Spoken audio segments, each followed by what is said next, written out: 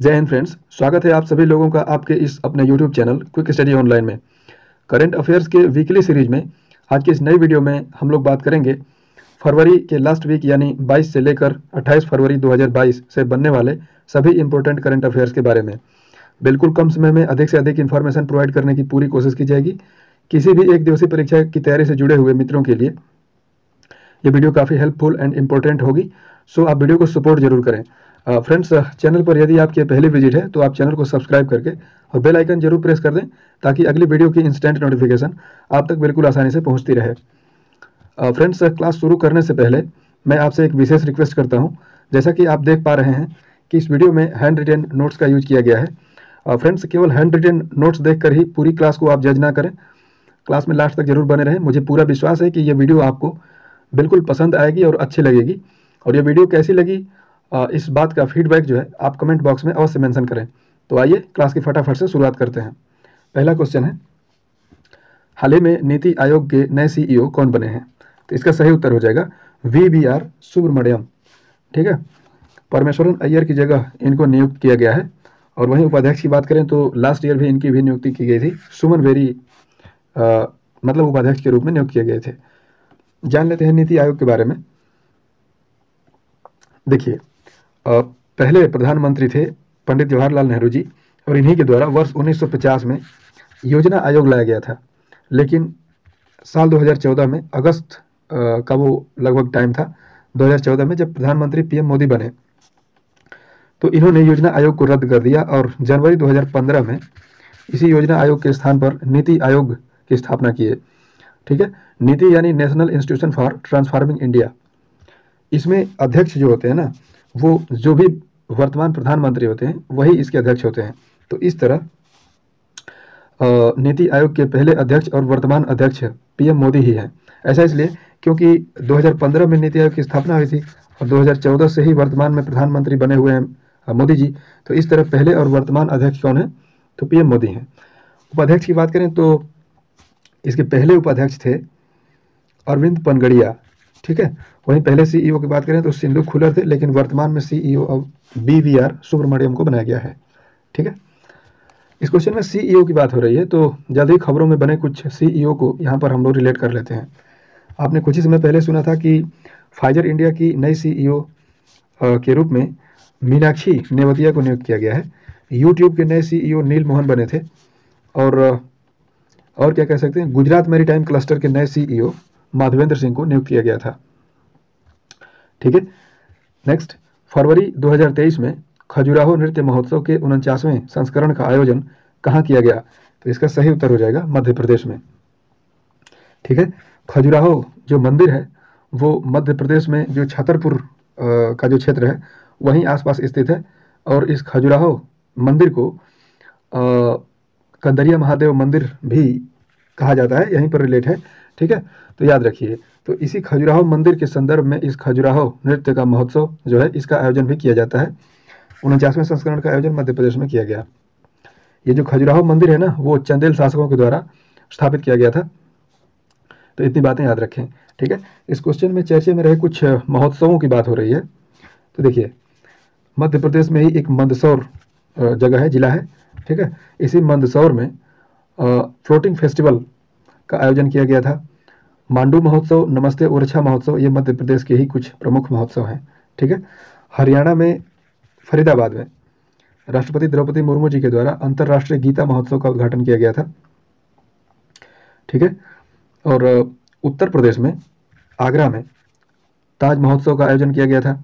ठीक है, हालांकि उत्तर प्रदेश में अन्य महोत्सव जैसे गुड़ महोत्सव, केला महोत्सव भी मनाया गया था, लेकिन अब ये पुरानी हो चुकी है न्यूज़, तो इसको ड्रॉप करते हैं। ठीक है, महाराष्ट्र की ओर चलते हैं। तो महाराष्ट्र में काला घोड़ा महोत्सव और अजंता एलोरा महोत्सव जल्दी खबरों में था।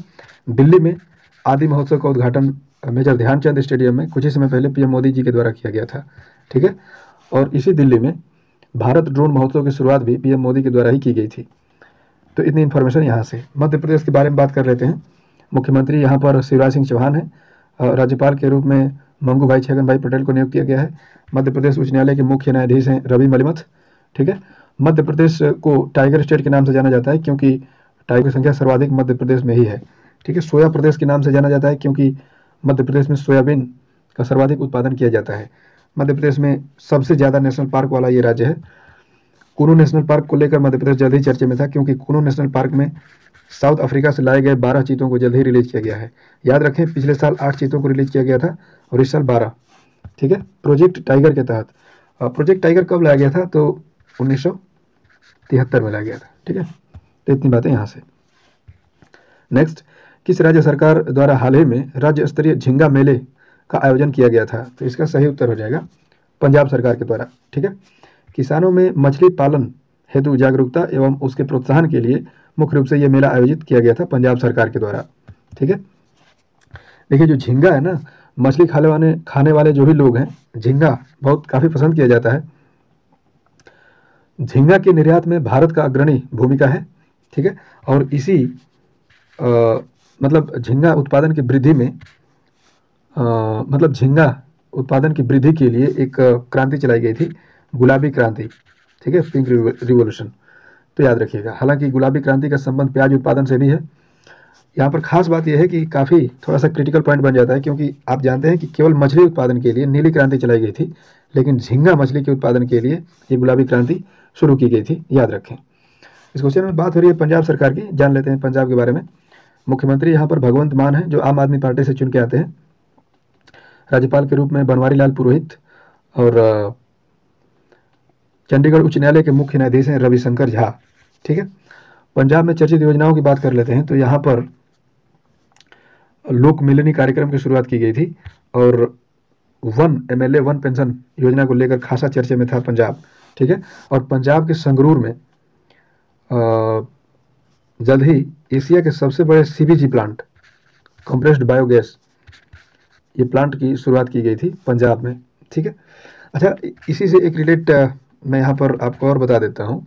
ये एशिया का सबसे बड़ा CBG प्लांट तो ये संगरूर पंजाब में था, लेकिन नॉर्थ ईस्ट इंडिया का पहला जो CBG प्लांट है वो असम के कामरूप जिले में सोनापुर एक जगह है, यहाँ पर स्थापित किया गया है। ठीक है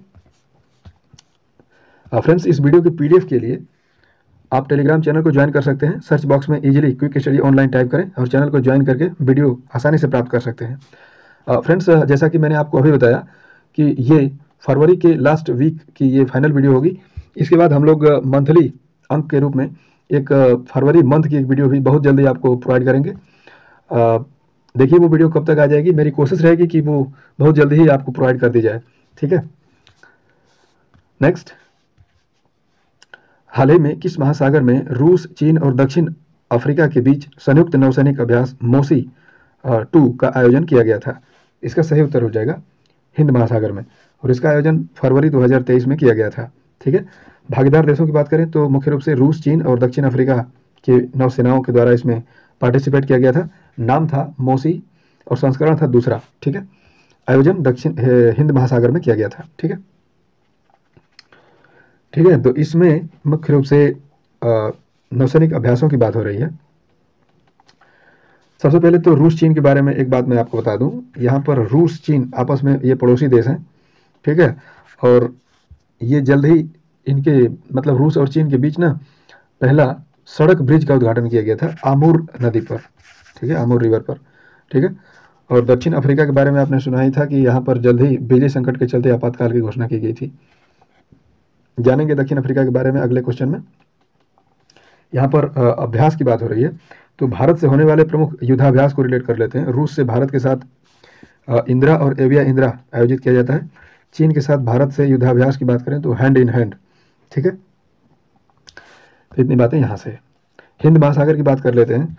हिंद महासागर भारत नहीं दुनिया में तीसरा सबसे बड़ा महाद्वीप है। सॉरी, महाद्वीप नहीं, महासागर है। ठीक है, और यही एक ऐसा महासागर है जिसका नाम हमारे देश के नाम पर रखा गया है। ठीक है, भारत के प्रायद्वीपीय क्षेत्र की बात करें तो ये जो जल क्षेत्र यहाँ पर लगता है यही हिंद महासागर है, और भारत से लगने वाले अरब सागर और इधर पूर्व में बंगाल की खाड़ी, ये हिंद महासागर के ही भाग हैं, 2 अंग हैं। ठीक है, नेक्स्ट, हाल ही में भारत के 80वें ग्रैंड मास्टर कौन बने हैं? तो इसका सही उत्तर होगा विघ्नेश NR। 24 वर्षीय हैं, ये तमिलनाडु से आते हैं और यही भारत के 80वें ग्रैंड मास्टर बने हैं। ठीक है, वहीं 78वें ग्रैंड मास्टर की बात करें तो कौस्तव चटर्जी को बनाया गया था, और 79वें ग्रैंड मास्टर के रूप में प्रणेश NM बने थे। ठीक है, ग्रैंड मास्टर होते हैं जो शतरंज के खिलाड़ी होते हैं। हाँ, शतरंज के खेल में ही ये एक टाइटल होता है ग्रैंड मास्टर, जो कुछ विशेष पैरामीटर्स को फॉलो करने के बाद ये प्रोवाइड किया जाता है। ठीक है, तो याद रखें। भारत के पहले ग्रैंड मास्टर की बात करें तो विश्वनाथन आनंद बने थे। ठीक है, और ये विश्वनाथन आनंद राजीव गांधी खेल रत्न पुरस्कार के पहले विजेता यही है। भारत में सबसे युवा ग्रैंड मास्टर की बात करें तो अभिमन्यु मिश्रा थे। ठीक है, और आर प्रज्ञानानंद का नाम आपने सुना ही था। विश्व चैंपियन मैग्नस कार्लसन को ये मात दे दी थी किसने? प्रज्ञानानंद ने। ठीक है ना। अच्छा, ग्रैंड मास्टर के लिए यदि हम बात करें जिम्मेदार संस्थान की, तो फाइड का नाम आप सुने होंगे। फाइड की स्थापना वर्ष 1924 में की गई थी। पेरिस फ्रांस में इसका मुख्यालय है। ठीक है, और 44वें शतरंज ओलंपियाड का आयोजन ये भारत के चेन्नई में आयोजित किया गया था। अच्छा, एक चीज़ और मैं बता दूं, कई बार जब ग्रैंड मास्टर के ग्राउंड को पूछा जाता है कि ये कहाँ से आते हैं, तो ऐसे में तमिलनाडु ही अक्सर सही होता है। कभी एग्जाम में परिस्थिति आपके साथ बन जाए कि किसी ग्रैंड मास्टर के बारे में पूछा गया कि ये कहाँ से आते हैं, और आपको क्लास में उस समय या फिर एग्जाम के ड्यूरिंग आपको याद नहीं आ रहा है, तो आप तुक्का मारने की स्थिति में तमिलनाडु को ही मारें, क्योंकि यहाँ पर सही होने की संभावना थोड़ी सी बढ़ जाती है। हमेशा तो नहीं, लेकिन मैं इतना जरूर मानता हूँ कि जब तुक्का ही है तो अगर सही हो जाए तो 100% प्रॉफिट हो जाएगा हम लोगों को। तो इस तरह तमिलनाडु ही आप जरूर टच करें। नेक्स्ट, किस देश ने हाल ही में intercontinental ballistic missile ICBM Hwasong 15 को लॉन्च किया है? तो इसका सही उत्तर हो जाएगा उत्तर कोरिया। ठीक है, राक्षस मिसाइल के नाम से इस हवासोंग 15 को जाना जाता है, क्योंकि अपने आप में काफ़ी दूर तक अपनी मारक क्षमता के लिए ये जानी जाती है। अमेरिका की मुख्य भूमि तक पहुंचकर ये हमला करने में सक्षम है। ठीक है, देखिए ये इसका दूसरा संस्करण था। पहले संस्करण की शुरुआत वर्ष 2017 में की गई थी। नाम है हवासोंग 15। ठीक है, उत्तर कोरिया की बात करें तो यहाँ के राष्ट्राध्यक्ष तानाशाह किम जोंग हैं, और उत्तर कोरिया आए दिन अपने मिसाइल परीक्षण को लेकर हमेशा खबरों और विवादों में बना रहता है। ठीक है, उत्तर कोरिया और दक्षिण कोरिया की बात करें तो 38 डिग्री पैरेलल लाइन इन दोनों को विभाजित करती है।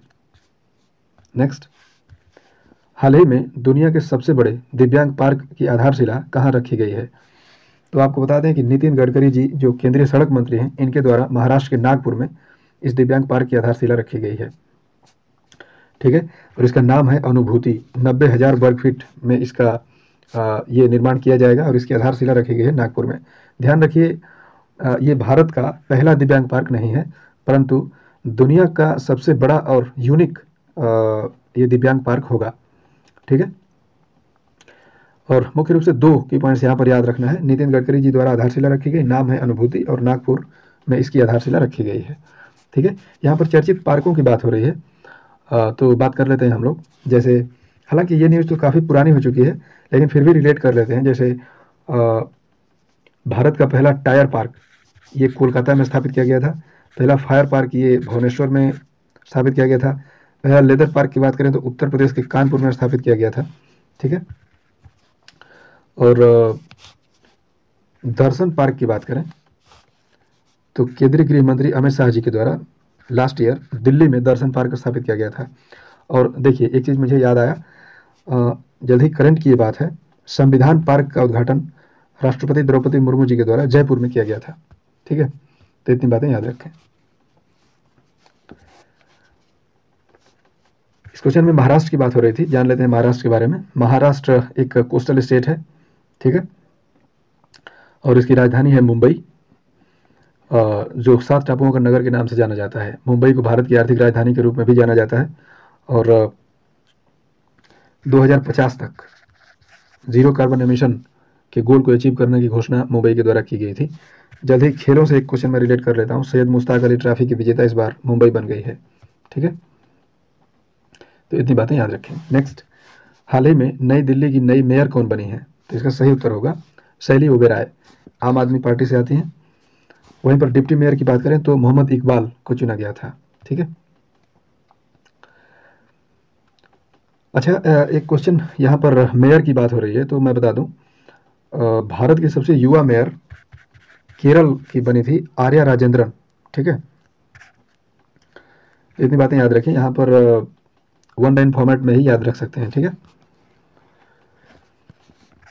तो कंक्लूसिव तौर पर इस क्वेश्चन से सिर्फ इतना ही याद रखना है कि दिल्ली की नई मेयर कौन बनी है, शैली ओबेरॉय, और डिप्टी मेयर के रूप में मोहम्मद इकबाल को चुना गया था, और केरल की सबसे युवा मेयर के रूप में आर्या राजेंद्रन को चुना गया था। ठीक है, बात करें यहाँ पर नई दिल्ली की, तो मुख्यमंत्री यहाँ पर अरविंद केजरीवाल हैं।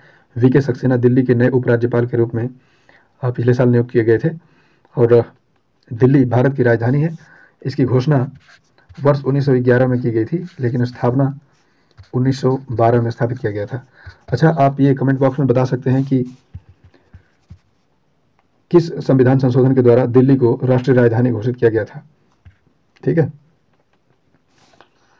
तो चलिए मैं बता देता हूँ। ठीक है, 69वां संविधान संशोधन था जिसके द्वारा दिल्ली को राष्ट्रीय राजधानी का दर्जा दिया गया था। ठीक है, दिल्ली से प्रमुख यदि हम कुछ बात करें तो एंटी डस्ट अभियान ये दिल्ली से ही शुरू किया गया था।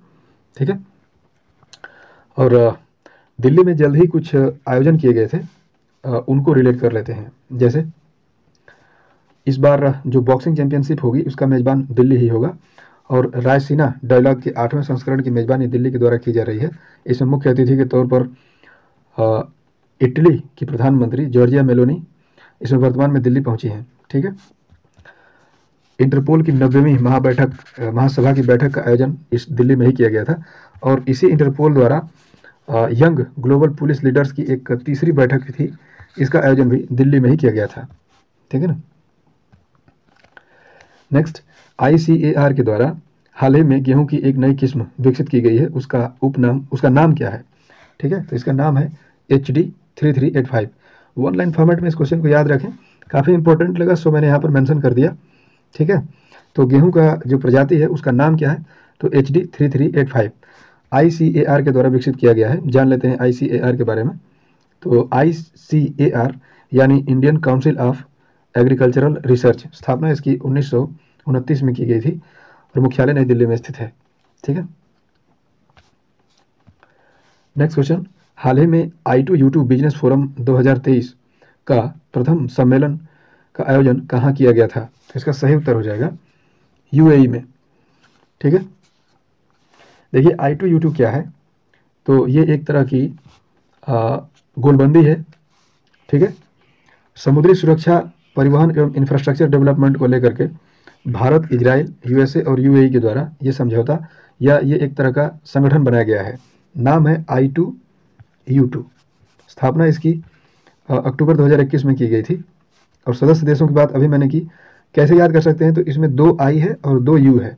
ठीक है, 2 I में एक I अपने इंडिया के लिए और एक I इजराइल के लिए, और 2 U में एक U USA के लिए और दूसरा U UAE के लिए। एक बार मैं फिर से दोहरा देता हूँ, आसानी से याद हो सकता है। I2U2 यानी 2 I 2 U, 2 I से इजराइल और इंडिया, और 2 U से USA और UAE। ठीक है, इसका एक उपनाम भी है, पश्चिमी एशियाई क्वाड के नाम से भी इसको जाना जाता है। अब ये क्वाड क्या है, तो देखिए जैसे मैंने ये संगठन की बात कही, वैसे ही एक प्रशांत महासागर में क्वाड्रिलेटरल सिक्योरिटी को ध्यान में रखते हुए एक संगठन बनाया गया था 2007 में, इसी को क्वाड के नाम से जाना जाता है। सदस्य देशों की बात करें तो इसमें भी इंडिया, ऑस्ट्रेलिया, जापान और अमेरिका, ये 4 देश सदस्य हैं। ठीक है, इन चारों जो क्वाड के सदस्य हैं इनके बीच में एक नौसैनिक युद्धाभ्यास होता है मालाबार, इसके 27वें संस्करण की पहली बार मेजबानी करने जा रहा है ऑस्ट्रेलिया।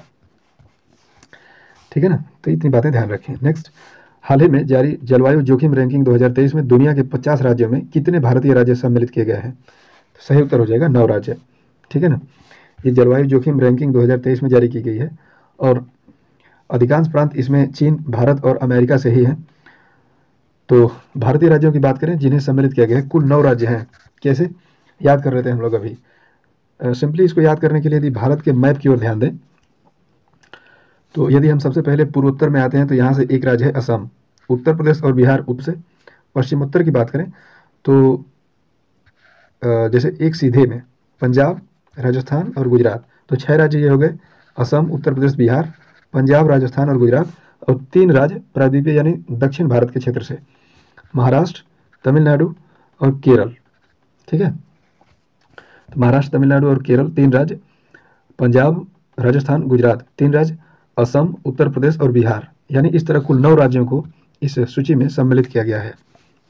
ठीक है, नेक्स्ट, अपने फैसलों अथवा निर्णयों को अपनी क्षेत्रीय भाषा मलयालम में प्रकाशित करने वाला प्रथम हाई कोर्ट कौन बन गया है? सही उत्तर हो जाएगा केरल हाई कोर्ट। ठीक है, इसके मुख्य न्यायाधीश कौन है? तो एस मणि कुमार।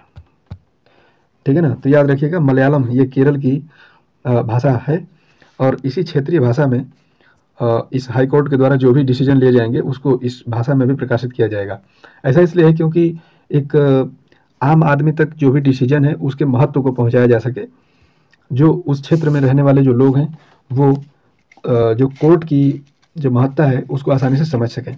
ठीक है ना, तो इतनी बातें याद रखें। यहाँ पर हाई कोर्ट की बात हो रही है, कुछ अपने विशेष स्टेप्स के लिए चर्चे में जो हाई कोर्ट थे उनके बारे में बात कर लेते हैं। सबसे पहले तो इस केरल हाई कोर्ट के बारे में ही जान लेते हैं। ये भारत का पहला पेपरलेस हाई कोर्ट बन गया था। ठीक है, यूट्यूब पर अपनी कार्यवाही को लाइव स्ट्रीम करने वाला भारत का पहला हाई कोर्ट ये गुजरात हाई कोर्ट बन गया था। ठीक है, देखिए ये केवल गुजरात हाई कोर्ट जो है ना, ये भारत का पहला हाई कोर्ट बना था जो यूट्यूब पर स्ट्रीमिंग करने वाला था, लेकिन वर्तमान में अब ऐसी कार्यवाही यानी यूट्यूब पर लाइव स्ट्रीमिंग करने वाले कई सारे स्टेट्स के हाई कोर्ट्स बन गए हैं। अभी जल्द ही CRPF का एक एग्ज़ाम कंडक्ट किया गया था HCM के तौर पर।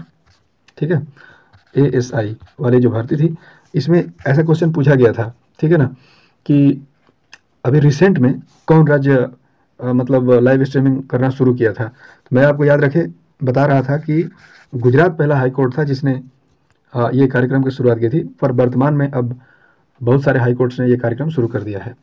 गुजरात हाई कोर्ट्स की ही बात है, यहाँ पर गुजरात हाई कोर्ट्स के बाहर एक डिजिटल घड़ी की स्थापना भी की गई थी। ठीक है ना, भारत में सबसे बड़ा हाई कोर्ट के रूप में इलाहाबाद हाई कोर्ट को जाना जाता है, जो वर्तमान में प्रयागराज में स्थित है।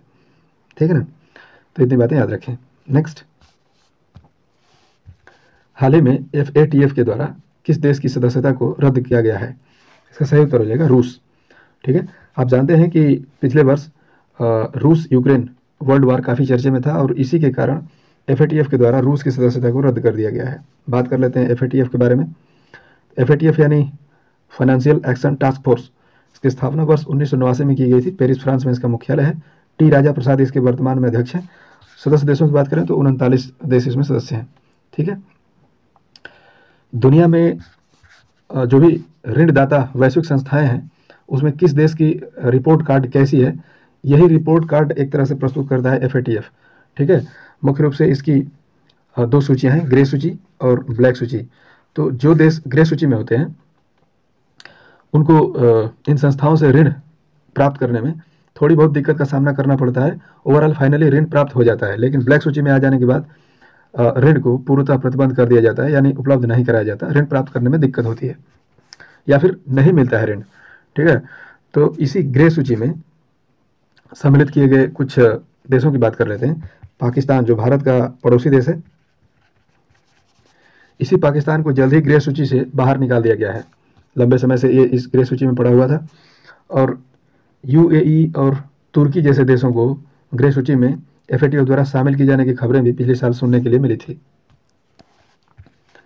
ठीक है, तो हाल ही में डेंगू के तेजी से बढ़ते प्रकोप के कारण किस देश में स्वास्थ्य आपातकाल की घोषणा की गई है? सही उत्तर बताऊं तो पेरू। ठीक है, ये एक दक्षिण अमेरिकी देश है, राजधानी इसकी लीमा है और इसकी मुद्रा है न्यूबो सोल। ठीक है ना, तो इसी पेरू में स्वास्थ्य आपातकाल की घोषणा की गई है। ठीक है, तो यहाँ पर क्वेश्चन में जल्द ही स्वास्थ्य आपातकाल की घोषणा की गई है, तो यहाँ पर आपातकाल को हम लोग रिलेट कर लेते हैं। जो दुनिया के कई देश आपातकाल से जूझ रहे थे, तो इसको रिलेट कर लेते हैं। सबसे पहले हम लोग चलते हैं ऊपर उत्तर अमेरिका में, कनाडा में। ठीक है, तो कनाडा में जस्टिन ट्रूडो सरकार के द्वारा विरोध प्रदर्शन के कारण आपातकाल की घोषणा की गई थी। ठीक है, और इधर इसी पेरू में आ जाते हैं। ठीक है ना, हाँ, पेरू में अभी तो स्वास्थ्य आपातकाल की घोषणा की गई है। आपने देखा था कि पिछले साल बहुत ज़्यादा कच्चे तेल के रिसाव के कारण लगभग 6,000 बैरल कच्चे तेल का रिसाव हुआ था और इसी के कारण इस पेरू में आपातकाल की घोषणा की गई थी। ठीक है, नीचे दक्षिण अफ्रीका स्थित है। दक्षिण अफ्रीका में बिजली संकट के चलते आपातकाल की घोषणा की गई है। श्रीलंका की हालत आपने देखी ही थी। ठीक है, पाकिस्तान जल्द ही इस आपातकाल के नज़दीक पहुंच रहा है। ठीक है, म्यांमार में तख्ता पलट की घटना आपने सुनी ही थी। न्यूजीलैंड में जल्द ही चक्रवात ग्रेवियल के कारण, ग्रेवियल था या घेब्रियल था, कुछ ऐसे था। ठीक है, तो इस चक्रवात के कारण आपातकाल की घोषणा की गई है। ठीक है, तो इतनी बातें यहाँ से आप रिलेट कर सकते हैं। एक पेरू के नज़दीक ही, मतलब दक्षिण अमेरिका में ही स्थित एक देश है गुयाना। ठीक है ना, इस गुयाना से दो फैक्ट मैं आपको बता देता हूँ, जल्दी चर्चा में था, क्योंकि गुयाना के जो राष्ट्रपति हैं मोहम्मद इरफान अली, ठीक है, प्रवासी भारतीय दिवस के रूप में इनको मुख्य अतिथि के रूप में बुलाया गया था और भारत की सरकार द्वारा गुयाना से कच्चे तेल एवं हवाई सेवाओं की शुरुआत के लिए जल्द ही समझौता किया गया है। ठीक है ना, तो इतनी बातें यहाँ से। हाल ही में किस राज्य अथवा यूटी को बेस्ट एडवेंचर टूरिज्म डेस्टिनेशन का अवार्ड दिया गया है? तो जम्मू कश्मीर को। ठीक है ना, इसी जम्मू कश्मीर को बेस्ट एडवेंचर टूरिज्म डेस्टिनेशन को के लिए इस जम्मू कश्मीर को चुना गया है। जम्मू कश्मीर वर्तमान में अब यूटी है। आपको याद होना चाहिए कि वर्ष 2019 में जम्मू कश्मीर राज्य हुआ करता था, जिसे वर्ष 2019 में बांटकर 2 यूटी बना दिया गया। एक जम्मू कश्मीर आज भी है और दूसरा लद्दाख। ठीक है, क्षेत्रफल की दृष्टि से लद्दाख सबसे बड़ा यूटी बन गया, जिसमें मात्र केवल 2 जिले हैं, तो एक लेह और दूसरा कारगिल। और जम्मू कश्मीर में बचे हुए जिलों को सम्मिलित कर दिया गया। ठीक है ना, जम्मू कश्मीर से बात करें तो यहाँ के उपराज्यपाल मनोज सिन्हा जी को बनाया गया था और लद्दाख के नए उपराज्यपाल जल्द ही बी.डी. मिश्र को नियुक्त किया गया है। ठीक है, कॉलेज फिसेंट को जम्मू कश्मीर का नया राजकीय पक्षी घोषित किया गया था और जम्मू कश्मीर में कृषि मंत्री नरेंद्र सिंह तोमर जी के द्वारा एप्पल फेस्टिवल का उद्घाटन किया गया था। सरस आजीविका मेला की शुरुआत सेल्फ हेल्प ग्रुप द्वारा, जो महिलाएं हैं, इनके द्वारा हस्त निर्मित उत्पादों को एक डिजिटली विस्तार देने के लिए इस सरस आजीविका मेला की शुरुआत की गई थी। ठीक है ना, तो इतनी बातें ध्यान रखें। नेक्स्ट, सीवेज सफाई के लिए रोबोट का प्रयोग करने वाला पहला भारतीय राज्य कौन बन गया है? तो इसका सही उत्तर हो जाएगा केरल। ठीक है, ध्यान दीजिए, सीवेज सफाई के लिए अब केरल रोबोट के माध्यम से ये कार्यान्वयन करने वाला ये भारत का पहला राज्य बन गया है और उस रोबोट का नाम है बैंडिकूट। ठीक है, अच्छा, कुछ समय पहले मैंने आपको बताया था कि जो केरल की पुलिस है, तिरुवनंतपुरम पुलिस, ये केरल में भारत का पहला drone research and forensic centre स्थापित करने की घोषणा की थी। ठीक है, तो इसी क्रम में अब केरल रोबोट के प्रयोग को प्रस्तुत भी करने लगा है। ठीक है, तो इस क्वेश्चन में तो बैंडिकूट रोबोट की बात हो रही है, जिसके माध्यम से सीवेज सफाई की जाएगी। जल्द ही चर्चित खबरों में सुनने में आया था कि मंदिर में धार्मिक अनुष्ठानों के लिए एक यांत्रिक हाथी यानी रोबोटिक एलिफेंट की शुरुआत भी केरल सरकार के द्वारा की गई थी और ये भी करने वाला ये भारत का पहला राज्य बन गया था। ठीक है, तो इतनी बातें याद रखें। यहाँ पर रोबोट की बात हो रही है, तो रोबोट एक तरह से मतलब एआई बेस्ड, एक कंप्यूटरीकृत मशीन एक तरह से बोल सकते हैं, जो मानव की तरह ही काम करने में सक्षम है। ठीक है,